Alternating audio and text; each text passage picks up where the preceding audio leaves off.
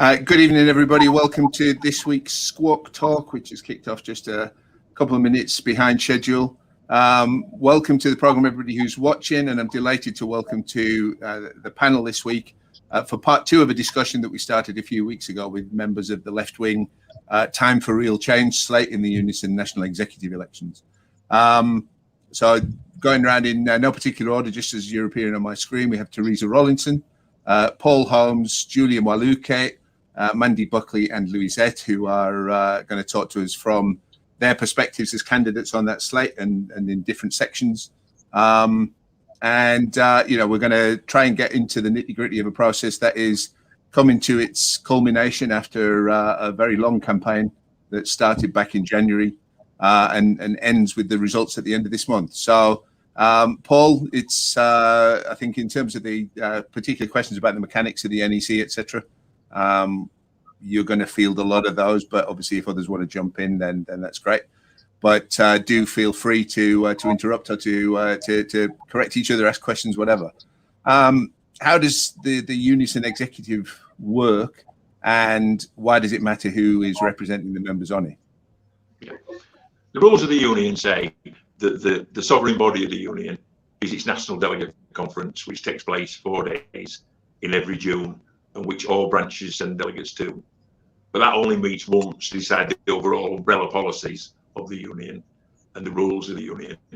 The national executive, on the 51 weeks in between the conferences, runs the union, decides policies on issues that there isn't policies on, etc., and reports back to conference on what it's done, what if it's moved outside of an arena, or it's ruled on a new policy, or an event that's occurred during the year. So it's massively important because by and large, for the ordinary member, it determines on a weekly basis what is happening in the union, whether it's the union's relationship with the led party, the union's relationship with industrial action and pay claims, the union's relationship with branches. It runs basically it runs the official structure of the union. And why it's important is it's the way that the branches and the members can get reported to back and forth about what the union is doing and what it needs to change on. Okay. So, I mean, educate me as well as anybody else within Unison, where's the balance of power lie between the General Secretary of the election and the executive? Because obviously, earlier this year, you very narrowly lost out as the left candidate, or one of the left candidates in the election to Christine McAnee, who was backed by their various right-wing organisations within the Labour Party, etc. So, how does that balance work out between the executive members and the management, if you like, of the union in terms of the General Secretary? It's interesting, really, because I come from one of the predecessor unions, NALGO, who didn't elect their General Secretary. They used to elect the National Executive, who appointed the General Secretary. Then when Thatcher changed the legislation, all General Secretaries had to be elected, and that is only when NALGO introduced their General Secretary election. The other two predecessor unions did elect their General Secretary. But what's interesting about it, if you went across the unions, particularly the affiliated unions in the 70s and 80s, like the engineering union or the mine workers union, they would elect hundreds of positions of employees, district secretaries, and all sorts of people were elected. The vast majority of NUM officials were elected. What is interesting in Unison is the only full-time employee who's elected is the General Secretary, and that's by law. None of the other top positions, which is one of the basis of my campaign in the General Secretary election, i.e. the 5 Assistant General Secretaries and the 12 regional secretaries, none of them are elected. So what's interesting about the relationship is that the NEC is the only elected body with a relationship with the General Secretary, with a control over that. And so, by and large, the General Secretary should follow the wishes of the National Executive in between the conferences. That is how it should work, and that's why it's important. Okay. And so who gets a vote in this? Any working member. The main difference is that in the General Secretary election, the retired members could vote and the staff could vote, and neither of them could vote in the National Executive elections. So all the ordinary members can vote in it that work. Okay. Now I understand that although the ballot papers were supposed to go out from yesterday, there seems to be a lot of people who haven't received any as yet. So what should people do if they haven't received their ballot paper so far? Well, obviously, ergonomically, it's a difficult task sending out 1.3 million ballot papers, particularly these, because some members will be able to vote between 12 and 16 times, depending on their age and where they live, etc. So if you haven't got a ballot paper by the 13th of May, you should ring the ballot hotline that opens on that day to get a ballot paper. It's the second day today. I would have expected most people to have got home by the end of this week. Right. Okay. So what are we? Today's the 5th. So 8 more days. If you haven't received it by then get in touch with the central line that's supposed to help you. Yeah. When will people find out the results? 11th of June. When do they need to vote by? That's one of the key things as well. When do they need to? The ballot shuts. The ballot shuts on the afternoon of Friday, the 27th of May, and the result is announced on the 11th of June. Very good. Okay, let's throw that a bit wider open now and encourage everybody to jump in who wants to. Main kind of key topics, although we'll go beyond that, I'm sure, for tonight, social care and low pay. So a lot of low pay issues going on at the minute, a lot of issues with people getting fired and rehired and rehired on worse pay than they were on in the first place, which probably wasn't very good to begin with. How does union defeat that? What can Unison? How does Unison defeat that? What can the union do to try to fight that on behalf of its members and make sure that they get the best pay for the work that they put in? Well, if I start on that, and then the others can come in to follow me, really, because I'm on the National Local Government Committee of the union for the NEC, and it's fairly clear to everybody that fire and rehire is going to be the music of the future.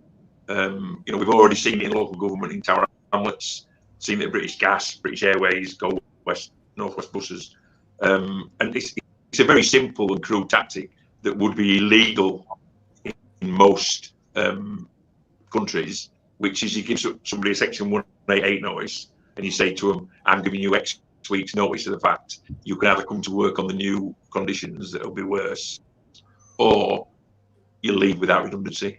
And that's what's happened. And there was a classic picture this week in the paper of a gas engineer, a female gas engineer at British Gas, who British Gas publicised all over Britain when she became the first female gas engineer in 30 years ago. And she was dismissed last week without redundancy. And she just said, look, I'm worth nothing. I've contributed all that over 30 years and I'm worth nothing. And the workers on this call work in some of the lowest paid and lowest organised sectors of the union, where we should be campaigning to improve their conditions, particularly after the sleeping debate in the courts, where the sleeping allowance were lost. But as is normal among employers, the way you get people to work harder is remove the terms and conditions, split the shifts, and lower the pay, and that's what they want to do. And the other 4 people on this meeting have had experiences of that and fighting that. And the problem's been for us that we've had to fight it as individual branches, and we need to fight it as a national issue. Yeah. Yes, Theresa, you sound like you want to come in on that one. Yeah. Oh God, yeah. I mean, definitely. I mean, the fire and rehire tactics are shocking. It doesn't matter what union or what sector you're in; they've got to be fought. And I mean, basically, that's what happened to us when we were NHS care workers, and then the tender got awarded to Care UK. Now, we were tupied over, but in the end, it was basically a fire and rehire tactic, because we had to sign a contract that meant we lost enhancements, which accounted for about £5,000 a year in my case, already fairly low paid, lost 8 annual leave days and sickness entitlement. And it was signed, or there was no job for you. Well, I couldn't understand that. I'd been with the health service for about 23 years by that time. And I was facing strike action at the age of 55, I think, 54. And, I was worried, because obviously it meant I'd lost pay, but I would lose pay for years anyway, for the rest of my working life, having to sign that contract. But we did. We got organised and we fought back and we striked for 90 days. Now, we clawed a little bit back, so we did have some victory.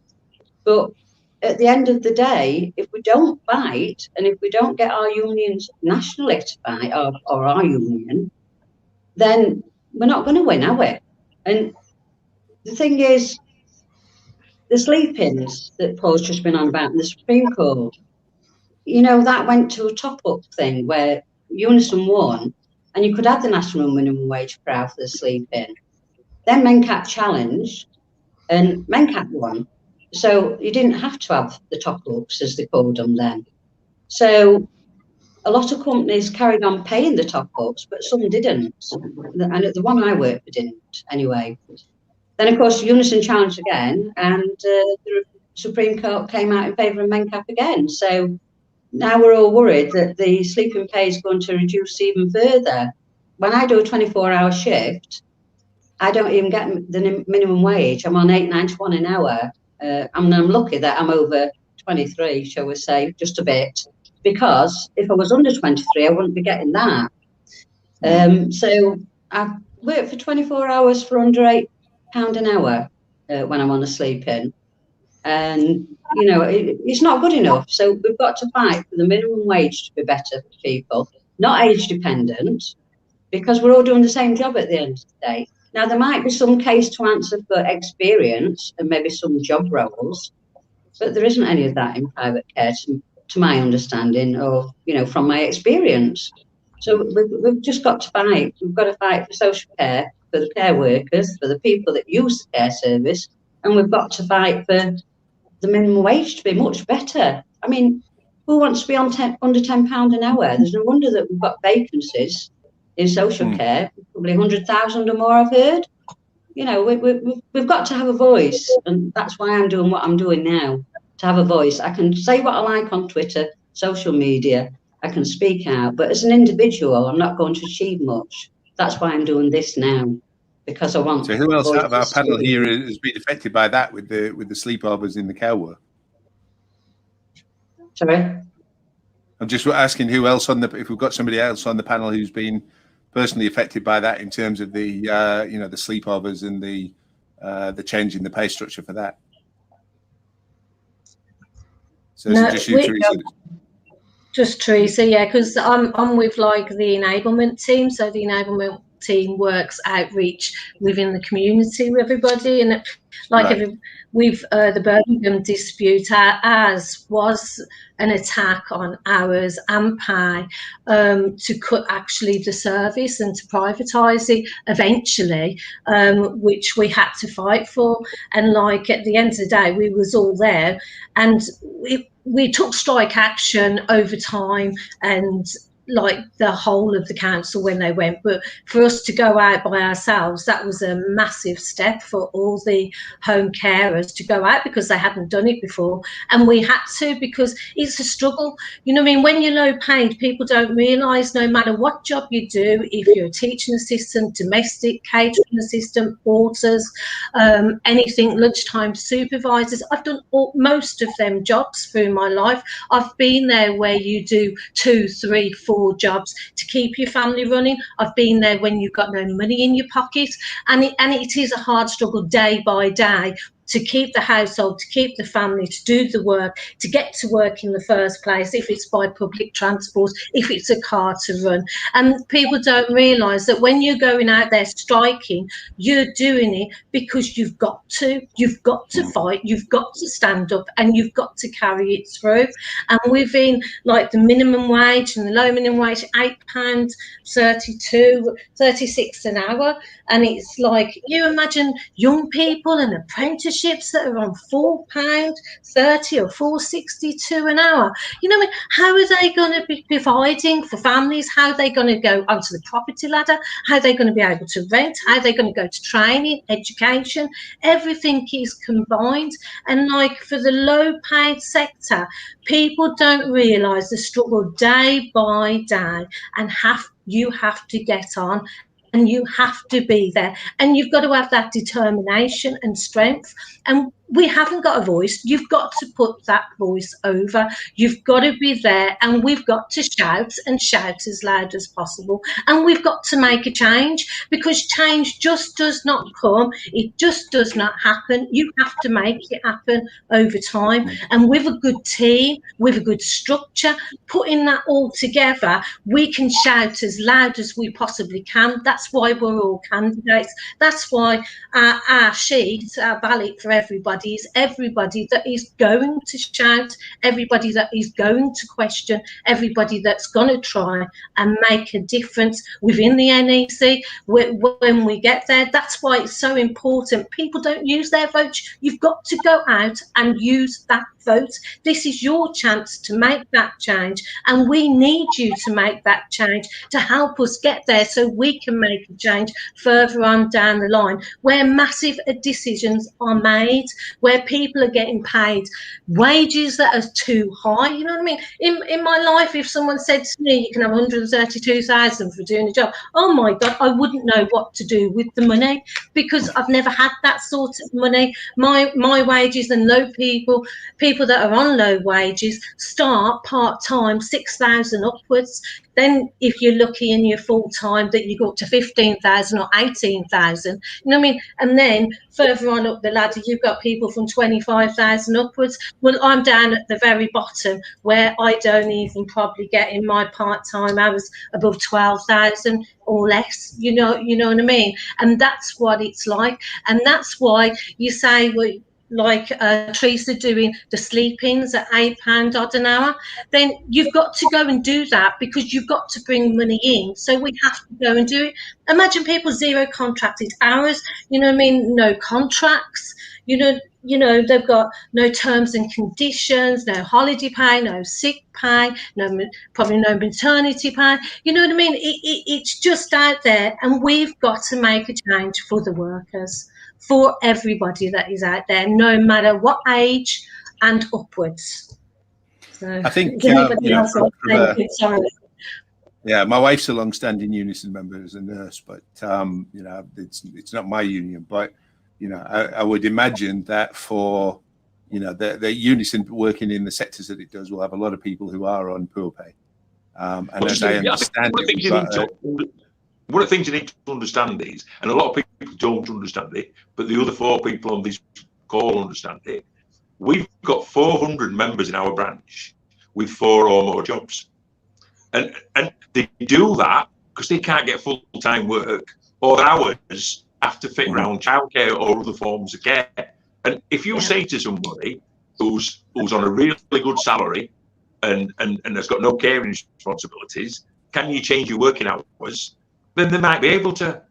But if you go up to a cleaner and tell them you want them to start half an hour later, and fear comes into their eyes because they've 3 other jobs to go to. There's no way, there's no flexibility around how they work. And I think some people in Britain don't understand how low paid workers make their wage up.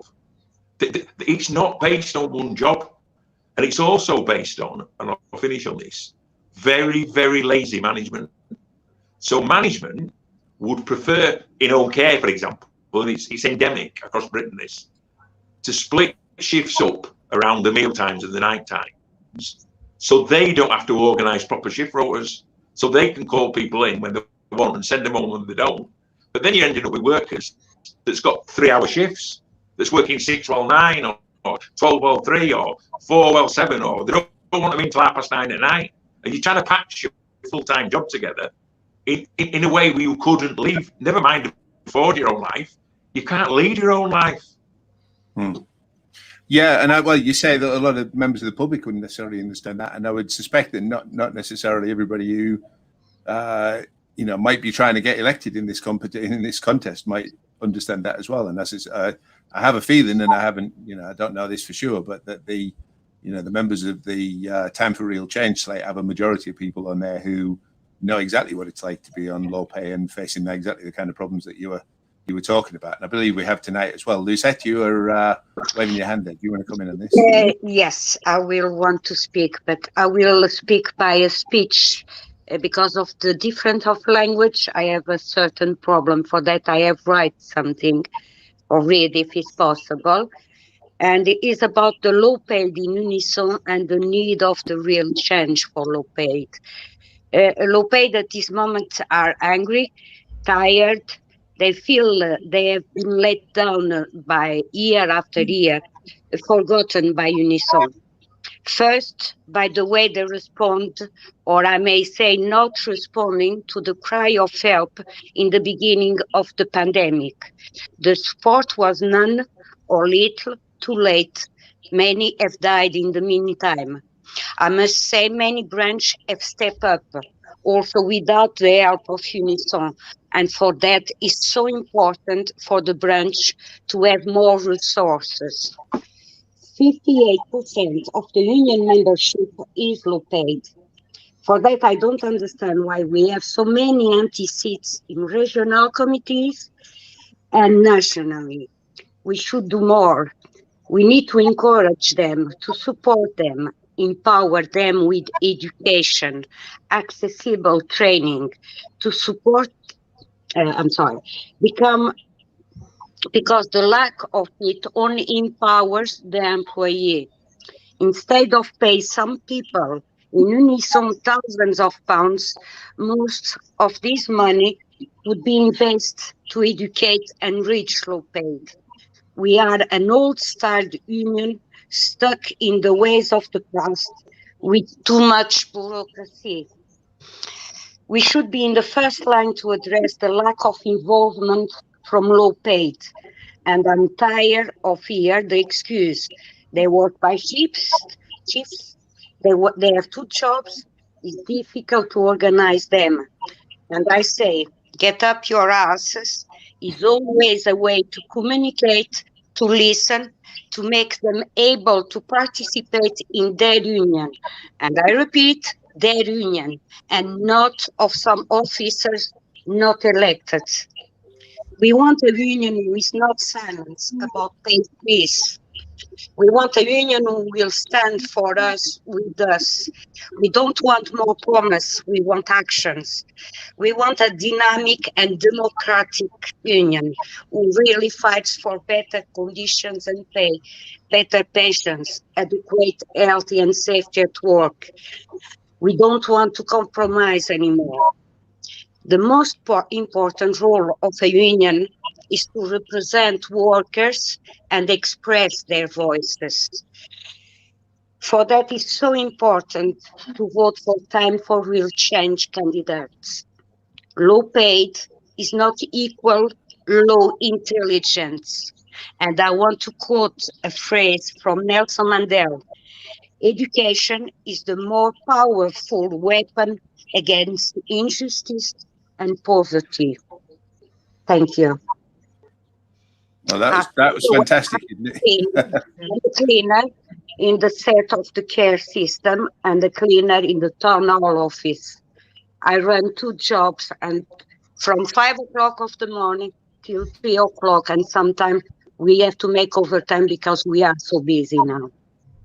Thank you. Well, that was brilliant. So well done with that. Julia, you've been quiet so far. Let me just bring you in before we move on to the next question. But tell us a bit about your experience, please.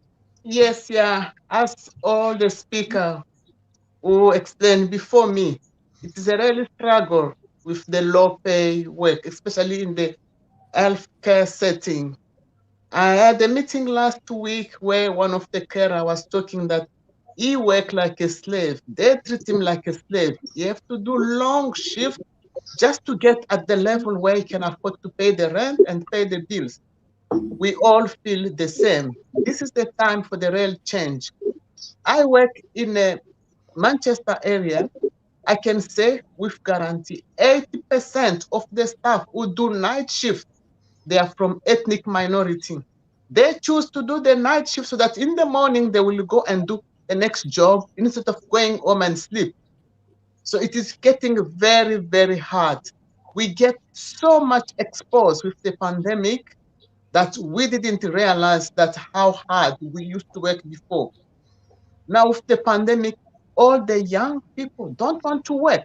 They stay home, play on the gadgets, while when the pandemic is about to finish, now they are coming back and trying to kick us who have been working throughout the pandemic, saying that, oh no, well, at this time you need to be fired and hire again on the very, very low pay, like somebody who's 23 or 25 years old. This is the time when we need to apply what we call real change. That's why we are campaigning. I spoke to many, many meetings for the past few months about the care. Likely for the minimum wage for the sleep. Some of them, they started accepting that they can pay over £45 per sleep, which is like 8 or 9 hours sleep. Some of them still pay 70 or 73. But it's a struggle which we are willing to continue and fight. This is the time for real change. Please support our campaign. Thank you so much. Fantastic. Let me just ask, Paul, you might know this. I mean, how many people are on the slate standing? There's quite a number of positions up for this, isn't there? 56 for the 60. 56. Position. Yeah. Can I just say something? I'll never forget this. We did a disciplinary in our branch a couple of years ago for a single parent with 5 children, and they'd caught her asleep at work. And that week, she'd worked 84 hours. She was a single parent of 5 children, and she'd worked 84 hours. And the union said, how do you expect her not to be asleep? I don't understand it. And this is another problem in the care sector, is that people will work at one establishment and the management will have bank workers or other establishments calling on, because they don't want to manage anything. They don't want to manage anything. So people, even in one council, people can be breaking the European Working Time Directive on banking hours. It's a slog for these people, absolute slog. And as they work, there's 100,000 vacancies in the health service. There'll be more after the pandemic because some people won't be able to stand it. And it's the same in the care sector. And you can't not look after somebody. So you drive those who are willing. And how you drive them, there's only 2 ways to drive somebody. One is to bully them, and one is to tempt them with more money. But you only tempt them with more money on them working more hours, not raising the pay. And that's the situation we find ourselves in. We want to be in a situation. There is too many people in this country equate low pay with low skill. That is the problem in this country. And I think we've seen over the last 12 months who deserves to be paid a lot in this country. And that's why we want real change. Because I have never heard a single person anywhere in Wakefield say to me, I wonder how investment fund managers and asset managers have been getting on during the crisis. How have we been managing without them? I've never heard anybody say that. But I have heard stories about people who had to hold people's hand while they were dying, who've never seen somebody die before because they've worked in some other section and been redeployed in, or care workers who are having to talk through windows about people dying because they can't go and see them. And that is the sort of person that shouldn't be paying the sort of wages that Theresa's been talking about. Yeah, I think the trouble is with the care sector, there's too many providers. It's so fragmented, isn't it? Because you've got probably your small family companies, and you've got your massive companies like Care UK who we were stupid to. I'm not with them now. They sold us on not so long after the strike because they said we made them toxic. Well, possibly they deserve to be, because we were there outside Bridgepoint protesting, and because it was all to do with private equity firms and American pensions investments, I think, and hedge funds and things like that. It was fairly well documented, and some of it's a little bit above my head, but I did get a grasp on some of it, to be honest. But at the end of the day, the care providers, they should care for their staff not more than they care for the profits. I appreciate there's got to be some sort of profit involved, otherwise it's not going to run it. But if they're getting £16 or £17 from the council for me, and they pay me £8.91, and maybe getting similar for the sleeping, they pay me £56 for the sleeping. It was 25, and that's a worry that it's going to go back to 25. Actually, this is what we're going to have to wait and see. But if it is, it'll be straight to the union, I can assure you, because people are saying they won't do the sleep-ins if it gets cut again. But it's a catch-22 in care because we've got to do the sleep-ins because we're so low paid that we've got to do the sleep-ins to top up our wages, you know, or we've got to do the extra hours to top up wages, especially the one, like my mortgage is paid now. I'm at an age where that's done, so I'm very fortunate. But there's so many that are still paying rent and still paying mortgage, and we've all got to live as well as, you know, as well as pay bills. So at the end of the day, they've got to start giving care workers more money, because how are you going to recruit and retain staff if not?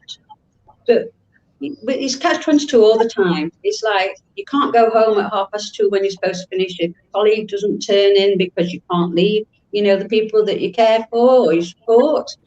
And same as if somebody goes sick and you get called in last minute, it's like, oh God, you know, I really needed that day off, but yeah, okay, I'll go in because otherwise they might be left with strangers or staff have already worked so many hours. I mean, I've known staff work the 37.5 hours, but obviously with the sleep-ins, you're actually working for another 18 or more on top of that as your weekly hours, but they're not counted, those 18, because they're not counted as working. That's the sleep-ins, 2 9-hour shifts. But I've known some work 75 hours and then 4 sleep-ins in 1 week, because we've been so short-staffed that rather than have their annual leave, they've worked it. I'd be on my knees. I'm getting on a bit now, and honestly, I couldn't do it. I was knackered yesterday. I had another meeting, and I'd been at work for 51 hours from 9 o'clock Sunday morning. I should have been on at 2:30, but we had some problems, so I went in, and I finished at 12:30 yesterday afternoon. That was 51 hours and 2 sleep-ins. Didn't go home. I was glad in my own bed last night, I can assure you. But yeah, it is a catch-22 in care, because people forget that we do care. And that's why we do the extra hours. That's why we cover when staff are sick. That's why we go to other homes, you know, because we'd rather that they had people that were in the service than strangers. So it's a difficult situation sometimes. Yeah, well, I think, you know, Luisete said, you know, that low pay doesn't mean low intelligence. Low pay doesn't mean low value either. And we've seen that, you know, through the pandemic, we haven't seen anything else. So, Demo, I think you had a question. Though. We've not been valued. Sorry, but no, we I haven't mean, been you're going to clap for carers or whatever, but as soon as it comes down to putting some money where their mouth is, we had no PPE for months. You know, we had no PPE for months because government kept changing the guidelines, and we only just recently got weekly testings, and we were scared to go to work. We were scared that we would be asymptomatic and probably take the COVID in, and people don't see that side of us. You know, they don't realise that we do care, we do have feelings. And yeah, it's not all about the money, but we deserve a bit more than £8.90 an hour, I can assure you. Yes, absolutely. Demo, I think you had a question to come in. Yes, fantastic contributions. It's been fascinating listening to what's been said today. And I've always kind of felt that people who are in the sort of the caring industry are taken advantage of, that, you know, their caring natures allow for that in a certain respect. They'll accept it, but for right or wrong. But you know, coming back to the fire and rehire point as well, we're seeing a race to the bottom here. Why the government won't legislate against this, I don't really get. It seems like a no-brainer to me. But this is something we're going to, as you alluded to earlier, Paul, we're going to see more and more of. This is bigger than just Unison. This is all unions that are affected by this. But how would Unison fight this? What's your thinking on how you challenge this, how you fight this? And you've mentioned earlier about not being organised nationally to fight. How can you overcome that? Well, there were a really interesting statistic came out yesterday that Amazon, the European operations is based in Luxembourg, and paid no corporation tax in Europe last year.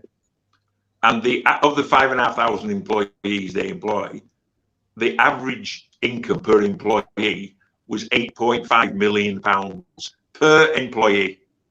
And yet, of these 4 people on this conversation with you, all 4 of them paid more tax last year in this country than Richard Branson did. I'm sure they're all really pleased to know that that's what they've done. And that's what it's about. It's about organising for those people who are being robbed. And at the moment, John McDonnell said at a meeting the other night that he'd been in Parliament arguing against fire and rehire, and the Tory minister had been there opposite him, and there wasn't one single Tory MP behind him. There wasn't one single person there, because as far as they're concerned, we're all servants. That's what they think of us in their heads. And if there were one slogan in Britain that the Tories would have had for the last 10 years, is "You're lucky to have a job." That is their slogan. You're lucky to have a job. And that's why Theresa's pay and conditions were cut. That's why the home cares were threatened at Birmingham. Because actually, you should be grateful that you're working 3-hour shifts split by 3 hours and stuff like that. And we can only do that. And that's one of the things I've spoken about all the meetings. Some of the people at top of Unison talk about the competitor unions. There is no such thing. Our competitors are the employers that's trying to rob us. And the other unions are our brothers and sisters, whether they're in Unite, whether they're in the GMB, whether they're in the RCN. You know, we're not going to win a decent pay in the health service. And not everybody in the health service is a senior nurse. Plenty of people are porters and healthcare assistants, etc., etc. We're not going to win it by talking about competitor unions. We're going to win it by coming together as trade unions. I think this is the basis. I'll let the other 4 people speak because I don't want to dominate this part of the conversation. We're going to win it by coming together with them unions, because their members are just our fellow workers. That's what they are. It's often accidental, isn't it? What union somebody joins. They often join the union of the person that's next to them at work that they ask when they get to work. So for me, and I'd be interested in what the other 4 people think, it's about national campaigns with other trade unions to expose about sleep-ins, about taxation. But some people don't want to expose anything, because some people are very well off in this movement, very, very well off. You know, I were going to be elected to a job that paid £138,000 a year. I could have woken up on the 11th of January, the day after the General Secretary election, £106,000 a year better off than I went to sleep the night before. That had never entered my head in all my working life, because I'm happy to be earning 32,000, 10,000 more than the average full-time wage of a Unison member. But, you know, 9% of British workers have had the pay cut, the terms cut in the last year, and 18% of people under 25 have had the terms cut. And what they're looking at is British Airways and the organised sector to cut their wages down to the unorganised sector. Unison's response to that has got to be, how are we going to organise in the private and community sector? It's got to be that. He said, we either take it down or we take it up. I quite like the way you allude to your brother and sister unions rather than competitive unions. The thought that went into my head was, hang on a minute, is Paul Holmes here thinking general strike? Is that I mean, this is a phrase that's been bandied about before. We haven't seen one in a long time. Can you see it happening again regarding the whole fire and rehire and the driving down of wages? I think you need to understand how unhappy people are. You know, at this moment in time, in my working life of over 4 years, I don't think I've ever seen people more unhappy. And you can't always tell. It's a bit like when a volcano erupts. You can't always tell where it's going to erupt. At the beginning of last year, if you'd have said to me, where's it going to erupt? I'd have thought over the EU. Not over Black Lives Matters, not over the A-level results. It comes where it comes. And who saw the European Super League and that furore coming? Who saw clubs whose fans are fighting and arguing with each other for years? You know, probably the 6 group of fans who most were antagonistic about the European Super League were the 6 groups that were going to join it, that were going to see the club benefit from it. So you can't see where all the molten rock's going to come out. And I think it's going to come out over fire and rehire, because most of our members after the COVID are going to be expecting some reward for what they've been through. They're not going to be expecting cuts in terms and conditions. You know, what's on the table at the moment for local government workers, over 1 million local government workers, is the government have already consulted on cutting the pensions and the redundancy payments. Now, they wanted to cut redundancy payments, which were for a lot of low-paid workers of nothing. They wanted to cut redundancy payments at a time when 2 councils have gone bankrupt Croydon and Northampton, and it's expected that another 10 to 20 will. And they'll either be making redundancies, but some jobs have to be done. You know, at the end of the day, people might not have a library, or people might not have a park, but they've got to have care, and they've got to have the bins emptied. You can't not empty 10% of the bins. So in them areas where you've got to provide, they'll be looking to cut pay and bully the workforce. And Theresa couldn't be more right. You bully them by not paying them enough and ask them to come in some more. That's what you do. Yeah. Because Paul is right. There is a national strike. There is a need for it, and members are asking for it. We've had members at our branch that have said, and they want to send motions to conference for it, because there's got to be a change, because the fire and rehire is here, and if we don't fight against it, it will be here to stay. And the only thing is, it's always on low pay. It's always on all the low pay workers, no matter what job you're in. It's going to come across, and it's drastic, and it's such a change, and it makes such a difference to our members that are out there. And it's like nationally we've got to do something, and brothers and sisters of all the unions, they are there. When we was on strike, our brothers and sisters were there, no matter what, from all different styles of unions, from trade unions, from TUC, all the way across, from like all different groups and different sectors. And if we hadn't come together, we'd never got the word across to go nationally, to put the word out, to get a voice in the first place. So we've got to make a difference, and we've got to make a change, and with that, it's like nationally people will be willing to do it, because it is getting drastic out there. And yes, people worked solidly through the pandemic. They worked hard, they give all the time and effort, and as carers, and no matter what job you do when you're low paid, we are very compassionate, we've got empathy for everybody, and we will, if you're asked, we will work. We will do a shift after a shift after a shift, because it's short staff. But then when you come to say thank you, they will, if you're sick, take you to a sickness hearing. If they think you're not capable, to a capability hearing.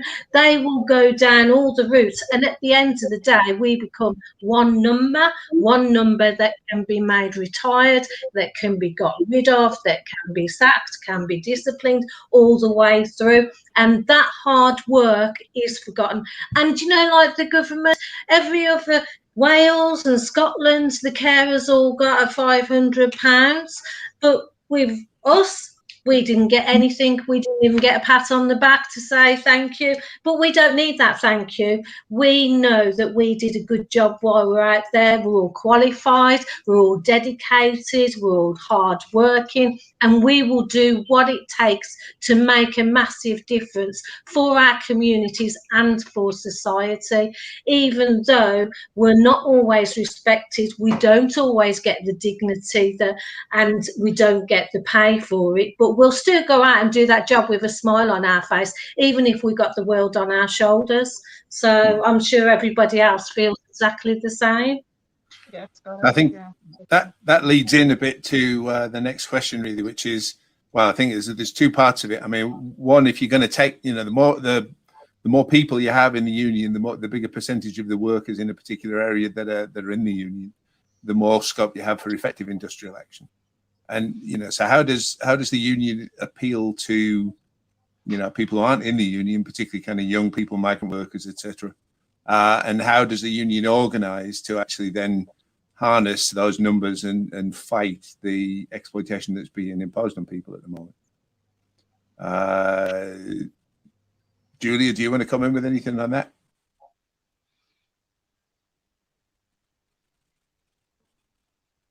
Julia, can you hear us? Yes, yeah. Yeah, have you got any thoughts on, you know, how does the union appeal to more people to get in and join the union, and how does Unison then organize them to fight against the exploitation? We try to talk to our members as much as we can. We organize meetings, we mobilize them, we encourage them to come forward when they've got concern, and not just to be scared that if I voice myself, I'll lose the job. the more we remain behind, the more we get scared, the more we can't progress. So at this stage, we just communicate on the Facebook, on the Twitter, make phone call, check if everybody's fine, to see what is the concern, and how we can globally tackle this problem. Myself, a few weeks ago, I was working 90 to 96 hours per week, including 3 to 4 sleeps, just because there was shortage of staff. By the time they found a young person to come and replace, they didn't even give me any notice. Not even say thank you or whatsoever. So they feel like it was easier to get rid of me. But when I contacted the Unison, I said, guys, this shouldn't be allowed. We work through the crisis. So the best way, we just have to mobilize ourselves, pass the message, keep giving our own example so that people feel free to voice their concern. And then together we go through this fight. Eventually we will win somewhere there. Thank you. Thank you. Yeah, I think, if people understand how, vulnerable they are when they're not in the union and what backing they've got when they are, then obviously it's an incentive for people to join. So is it a communication issue? I mean, Paul, you've been probably around on the NEC for the longest. It's about winning. It's about showing people that it's possible to win. That's what it's about. And, I remember addressing, because workers, what concerns them isn't always what you think it's going to be.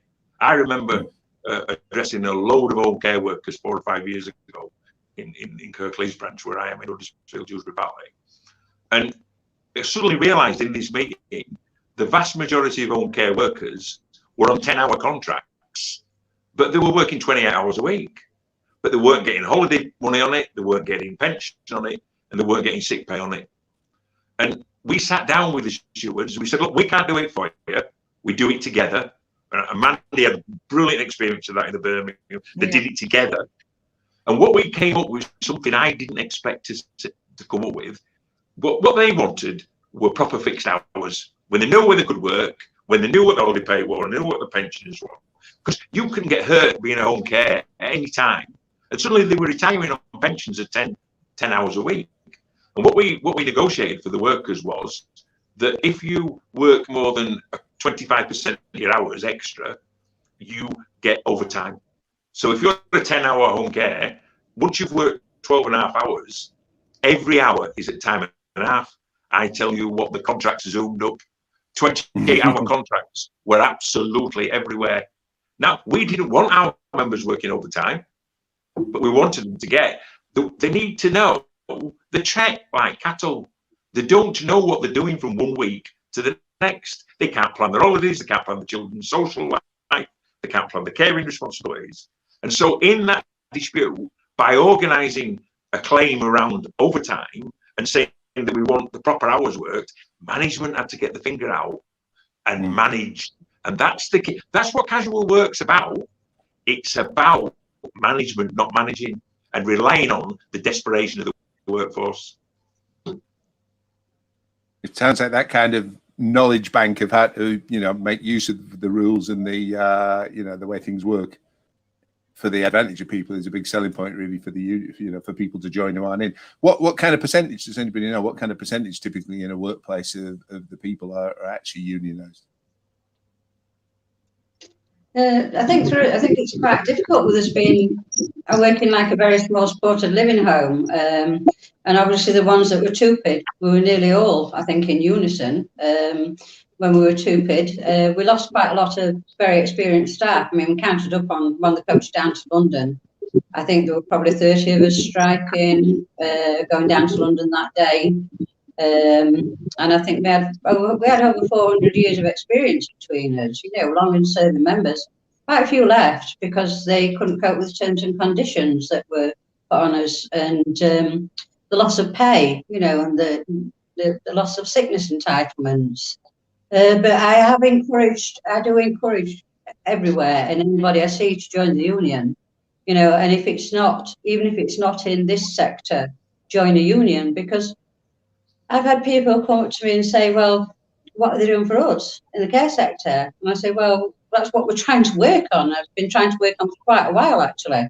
And there's quite a few people that do speak out, especially on social media, and try and get noticed, you know.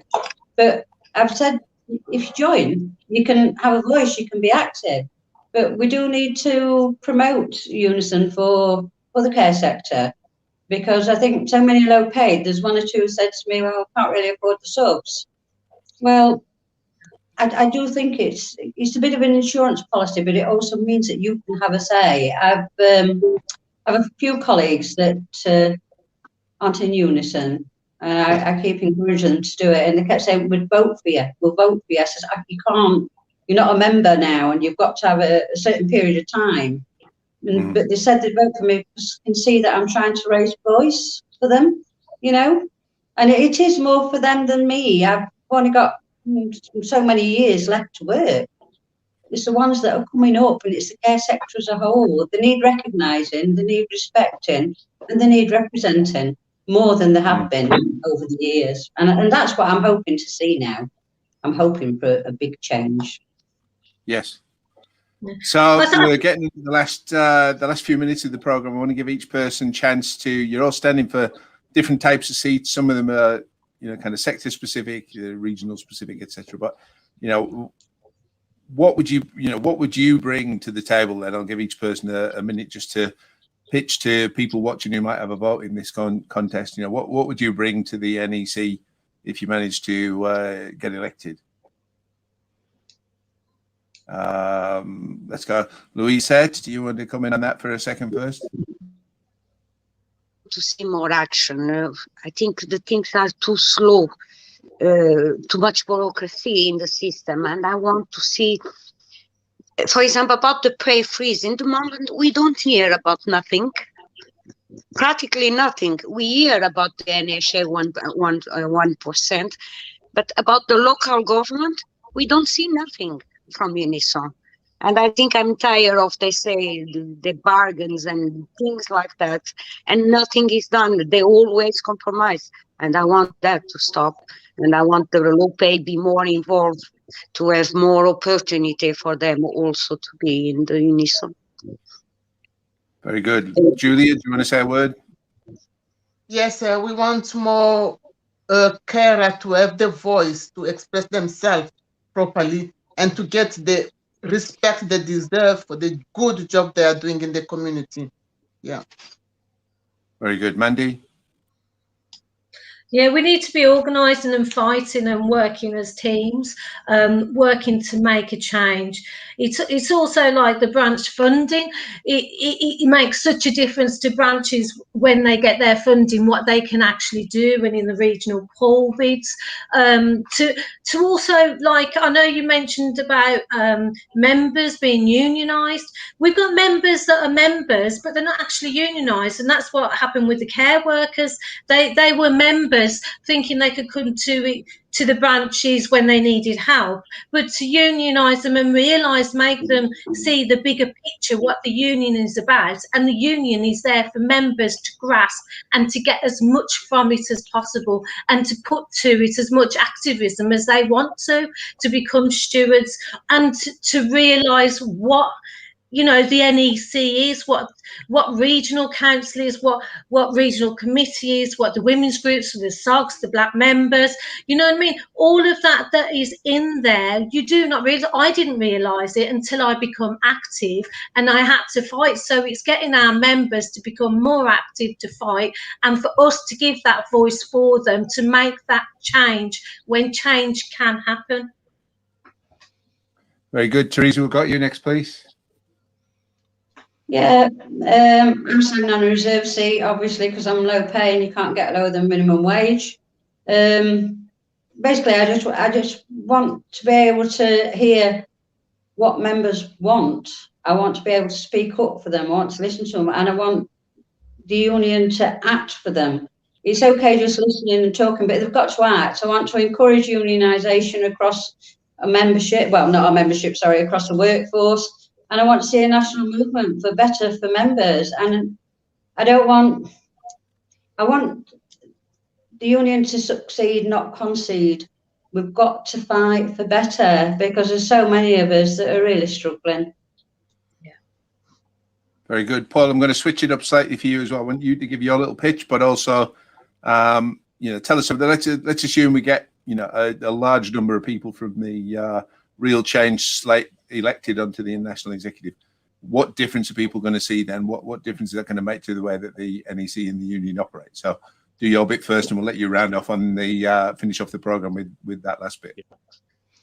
Leadership is about dealing in hope. It's hope that people want, and it's hope that employers don't want people to have. And what the union is made up of is Tony Mazzocchi, who was an American trade unionist in the 1980s, 1990s in New York, said, it's our job to represent the economic interests of the members, not build up the assets of the union or the salary of the full-time officials. That's the job of the union, to deal in hope. And what's thrown on our members' heads by management, by the press, by the politicians, is buckets of water over their heads, saying you're lucky to have a job. There is no hope. Well, there's plenty of hope for our members, and that's what we want to see change. The answer's not going to be, if we're running this union, if there's a new national executive, this is the best that can be achieved by negotiations. What do you think? We'll be telling the members what we think. And no, if you go and see a group of members and we've got a problem, and most of our members have got a problem with job insecurity or low pay or whatever, they want to know two things. What do you want me to do? And do I trust you? And they're the two questions that we want to answer when we're the leadership of this union. This is what we want you to do. Having listened to what you say, this is the way to achieve it. And you can trust us, because this is what our track record is. All these people on this call have got a track record of backing the members. And that's what we're about.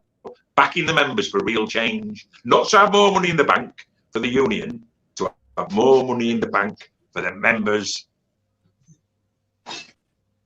Had to argue with any of that. I think it would be put much better. Was somebody trying to come in there? Yeah, I was going to say to everybody, please use your vote.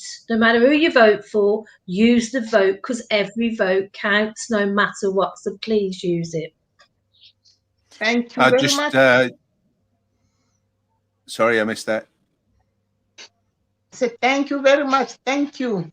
Well, thank you everybody for coming on. I'll just remind those who are watching and anybody who's watching this on catch up that if you haven't had your ballot, if you're a Unison member, qualified to vote, so a working member, and you haven't had your ballot by the 13th, if I remember correctly, of this month, then call the central helpline on that and make sure you get your ballot. It is vitally important that everybody who's in a union make sure they get their say and exercise their democratic rights in terms of who represents them at any level of the union.